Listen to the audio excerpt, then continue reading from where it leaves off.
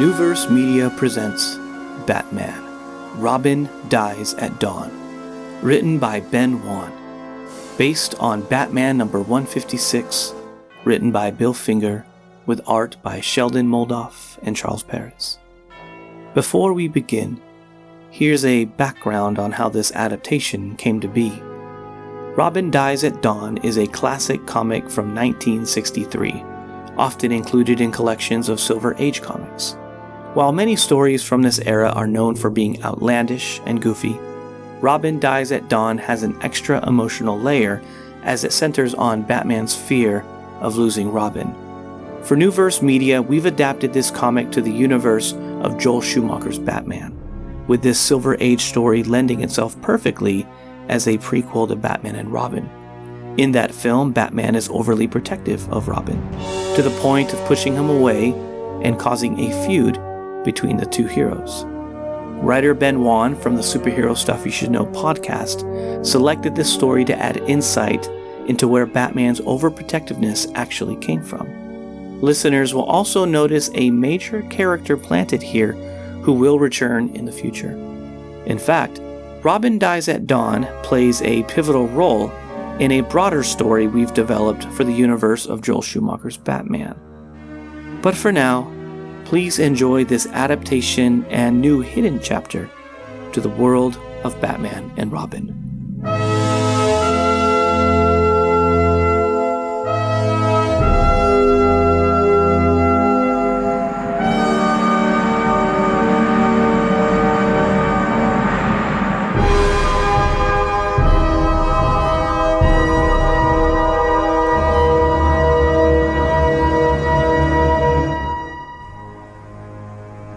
Chapter 1. Alone. Where am I? That's what Batman wondered, as he felt himself being swept along by swirling lights through the vast reaches of space. Finally, after what seemed like an eternity, he felt sand crunch under his feet. An unfamiliar landscape encircled him. Batman looked up to see not one, but two moons in the sky. As absurd as it sounded, he was on an alien planet. Those swirling lights must have been some kind of alien energy that transmitted him there. But how? He didn't know. He tried to think of how he got there. Perhaps the aliens had deliberately erased his memory? But why? What is it they didn't want him to remember? His utility belt was gone, along with his grapnel wrist launchers. He'd been made defenseless, thrust on an alien world with no reason why. That's when he felt the fear grow inside him, the instinctive fear of any man isolated, weaponless, and confronted by the unknown. It was not knowing that was so disquieting, and somehow he sensed terrible danger waiting. He had never felt so alone in all his life, not since the deaths of his parents. Without much choice, Batman trudged through the alien land until he found the ruins of a deserted city, so ancient that plants and vegetation had taken over it. Without warning, something shot out at him, grabbing him from behind. A plant's tendrils had wrapped itself around him. He tried to yank himself loose, but he couldn't free his arm. The plant was sentient and attacking him. He was helpless. As the plant relentlessly tightened its grip, he thought about Robin, hoping his partner would be there to help. And as if in answer, a familiar young man in red raced forward to the rescue. "I've got you!" Robin used a shovel to hit the plant, making it relax its grip on his partner. Batman pulled himself away, finally free. Robin's presence was a welcome surprise, but he couldn't help but ask his partner, How did you get here? No time to talk now. More plants are coming. Let's get away from here. Fast! Batman and Robin ran towards the sun that was rising in the distance. Dawn was approaching. But why did Batman feel so uneasy? Why did he feel like there were eyes watching him? Eyes with human intelligence. As they kept going, they came upon a giant purple statue standing in the ruins. It looked to be some kind of alien, its face full of fangs. Batman deduced that it must have been an idol that the aliens worshipped. Then, suddenly, the statue came to life. The two crime fighters ran. As the stone colossus lumbered after them, they suddenly found themselves cut off by a chasm. The dynamic duo was caught now between facing a living, deadly statue or falling to their deaths. Thinking quickly, Batman toppled over the nearest tree. The jutting branch would take them across. Hand over hand, the fugitives made their way across the chasm. Robin looked back in panic, crying out to Batman. It's no use. That giant can get across with just one step. Exactly. The ledge on the other side looks weak. It'll crumble under the giant's weight and he'll plunge into the chasm. Upon reaching the other side, they watched hopefully as the stone giant approached them, a crafty grin on its face. But the giant had suspected their ruse and looked for more solid footing. They were finished. Unless there was a way to make it lose its temper. Always one to flirt with danger, Robin ran forward, throwing stones at the idol and goading it to come for them. Come on, big boy. What are you waiting for? Come get us. In blind, unreasoning fury, the giant seized a great boulder and strode across the chasm. Batman yelled out, Robin, that's enough. Come back. The weak ledge crumbled under the giant's colossal weight. As the statue fell into the chasm, it dropped the boulder. Batman stared in shock as he witnessed the boulder's descent, heading right toward Robin's head. Robin, watch out. That boulder.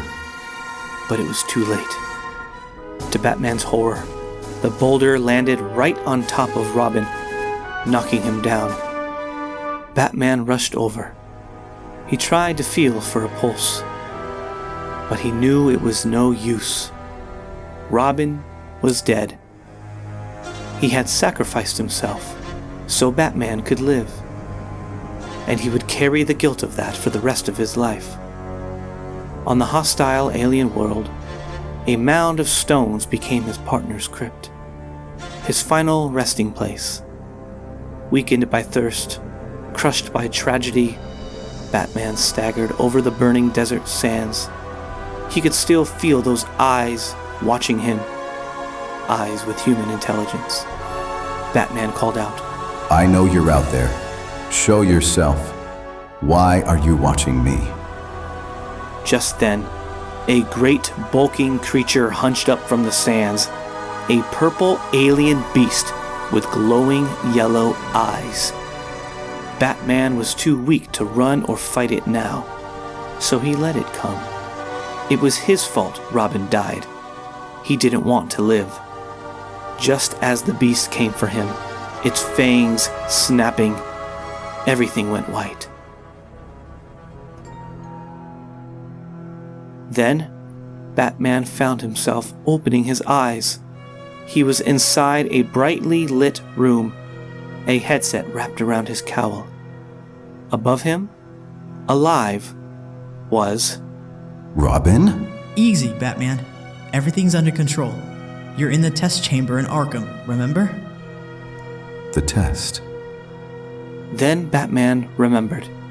He had agreed to be a part of an experiment conducted by Dr. Jonathan Crane, a doctor at Arkham Asylum. The entire exercise was a simulated flight into space that duplicated the conditions an astronaut would undergo if he found himself alone. Sensitive recording instruments had monitored Batman and collected data to gauge the effects on an astronaut's nervous system. The eyes Batman sensed watching him were, in fact, Dr. Crane's eyes watching through the observation window. During their debrief, Batman shared the full extent of his hallucinations to the doctor. Strange how afraid I was of being alone. Not so strange, actually. One of man's most primitive fears is loneliness. When a man is isolated for too long, the mind plays strange tricks. In your case, you imagined you were indirectly responsible for Robin's death. Your constant concern for his safety came to the surface in your hallucinations. With Batman feeling rested enough to go home, he and Robin headed out toward the exit of the asylum. But as they did, Robin saw how concerned Dr. Crane looked. Even Batman can succumb to stress and shock. I just hope there won't be any after effects.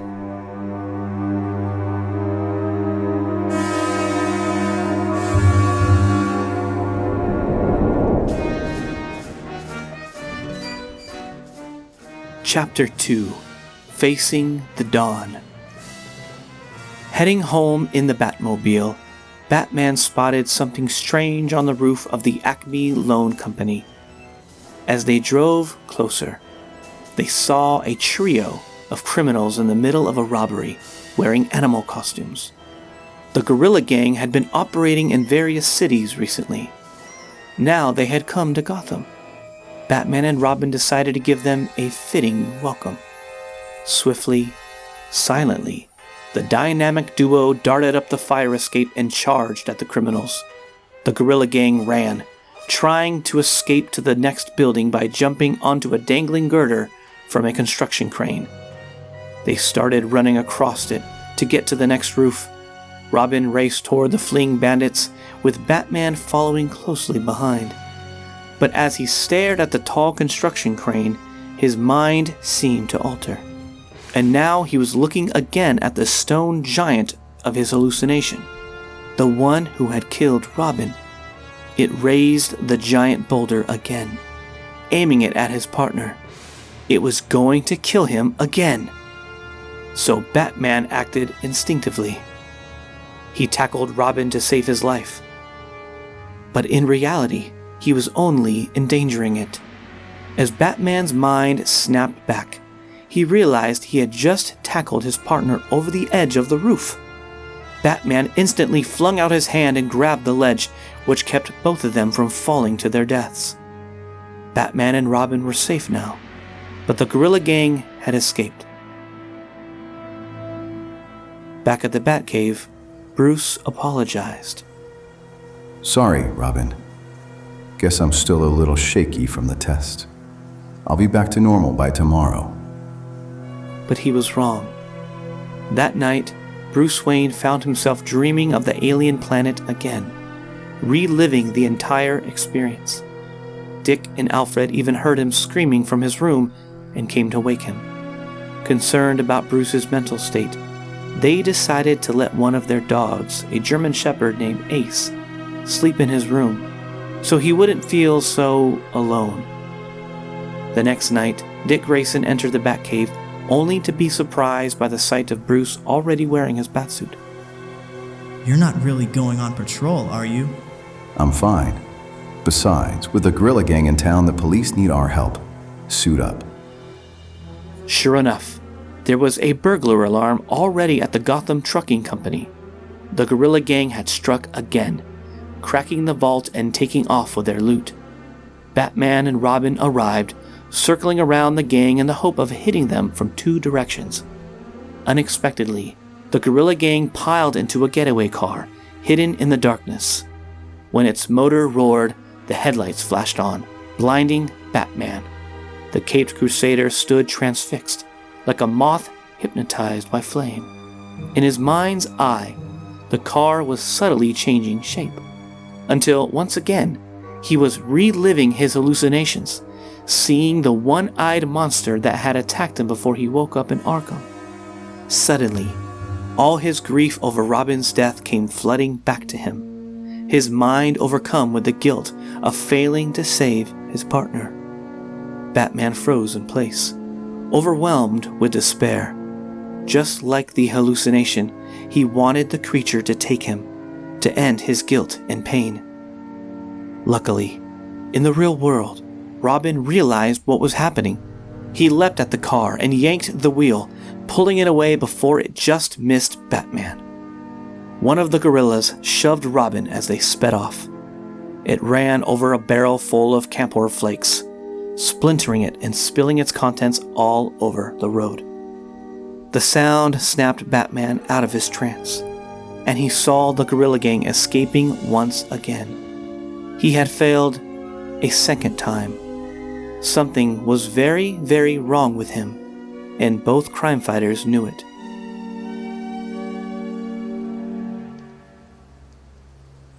When the dynamic duo returned to the cave, Batman ripped off his cowl and turned to Robin. Let's face reality. When I have these blackouts, I endanger your life. I can't let that happen again. But there's one thing I can do. Put away the batsuit and retire from crime fighting. No, you can't. But they knew there was no other way. Dick watched, helpless, as Bruce locked his Batman costume back in the vault, for good. The following night, only one of them went out in uniform. Wish me luck, Bruce. Good luck, and be careful. Surprisingly, in spite of his disappointment in losing a partner, Dick was eager to go out alone. He had always wondered what it would be like to outgrow Batman and become his own crime fighter. On top of that, Alfred had recently completed his motorcycle, codenamed the Redbird, and this would be his debut in using it. For once, Dick had his own independence as Robin, so he decided to do things his own way. Unbeknownst to Batman, Robin visited Arkham Asylum to share everything that had happened with Dr. Jonathan Crane. I was afraid of this. Batman will need treatment to be himself again. And believe me, I'll be more than happy to provide it. Satisfied with Crane's offer to help, Robin left Arkham, worried but prepared to continue protecting Gotham by himself. Back in the Batcave, hours passed as Bruce Wayne kept vigil by the Batcomputer. He might not have been Batman anymore, but he still wanted to make sure Dick got home safe. Then, he heard the emergency signal from Commissioner Gordon and patched him through the communications system. He listened in shock as he heard the news. The guerrilla gang had attacked Robin and taken him prisoner. They had sent out a note just for Batman. It read, "We've sentenced Robin to death. At dawn, we're sending him out of this world for good. If you interfere with our robberies again, you'll be next." Bruce Wayne had vowed never to wear the Batman costume again, but Robin's life was at stake. He had to find both him and the guerrilla gang's hideout before dawn. So he got to work. He crashed through the different underworld haunts. Where's the guerrilla gang hideout? Talk. But no one knew anything. Time was running out. Robin was somewhere in the big city. But where? And if he found his protege, would he be able to save him? Or would he black out again as he did before? As Batman thought about their last encounter with the guerrilla gang, he remembered how their car had driven over a camphor barrel. That's when it hit him. The scent of camphor would be too faint for him to track, but not for a dog's keen sense of smell. Soon, Batman brought Ace to the trucking company. The camphor smell on the getaway car would lead them right to the gang's hideout. Dawn approached as Batman arrived, climbing up to the roof. Looking down from the skylight, he saw Robin tied to a giant balloon that was anchored to the ground. The leader of the guerrilla gang was planning to cut the ropes with an axe, freeing the balloon and sending it floating to the upper atmosphere. True to their word, they were going to send Robin out of this world, but not if Batman had anything to say about it. Crashing through the skylight, Batman took down 2 of the 3 felons, but the third cut the mooring ropes. The balloon started rising, taking Robin with it. Batman raced to the rescue as the ropes from the balloon trailed behind, draping around him. feeling like tentacles around his shoulders, tentacles like the ones from the alien planet. Batman could feel himself getting pulled into his hallucination again, but he resisted, sweeping the ropes aside. He couldn't afford to let Robin down. He knocked down the guerrilla gang leader, grabbed his axe, and hurled it into the air. It struck the balloon, cutting just enough of a tear for it to start deflating. Gas escaped and gently floated down to the floor, giving Robin enough of a cushion to land safely. It was finally over.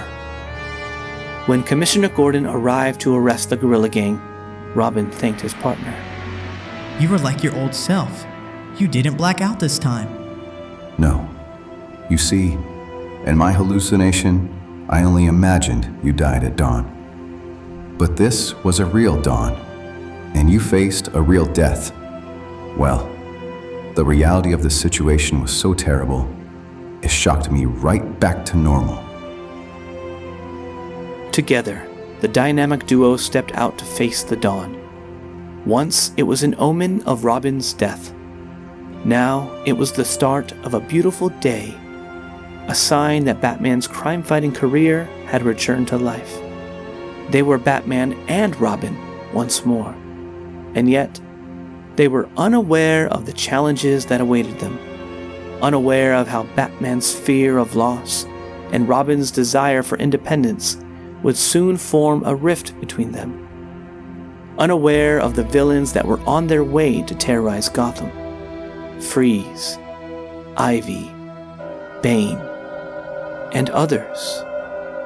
But most of all, unaware of just how Batman's time in the isolation experiment would lead to unintended consequences for all of Gotham.